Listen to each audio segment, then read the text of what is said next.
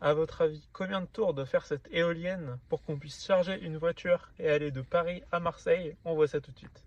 Et donc, juste avant de calculer le résultat, je vous laisse faire pause dans la vidéo et marquer en commentaire le nombre de tours que vous pensez que doit faire du coup une éolienne pour aller de Paris à Marseille en voiture.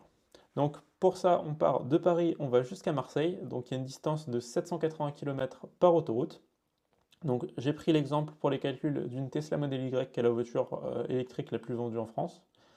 Donc, l'autonomie sur autoroute est de 280 km, donc à 130 km/h. La batterie est de 60 kWh. On a donc une consommation qui va être d'environ 21,5 kWh par 100 km. Donc j'ai mis par 100 km pour avoir à peu près un équivalent par rapport à l'essence. Ensuite, la conso entre Paris et Marseille sera donc de 167,7 kWh. Donc une éolienne en fait va avoir une puissance d'environ 3 MW, donc 3000 kWh. Il y a pas mal de pertes en fait liées à différents facteurs, par exemple au réseau électrique.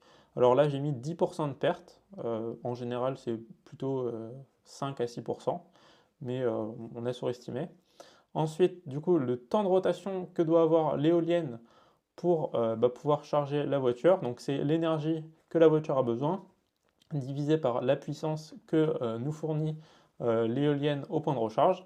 Donc c'est 0,062 heures, donc 3,7 minutes. Donc déjà, ça vous donne à peu près un nombre d'idées du temps qu'il faut.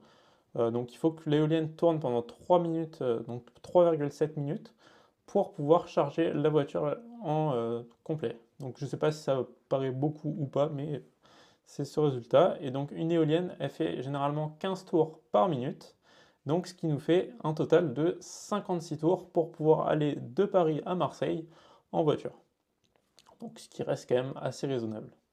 Donc j'espère que vous avez aimé cette vidéo. Si c'est le cas, n'hésitez pas à mettre un petit like et à mettre un petit commentaire. On se retrouve dans une suivante.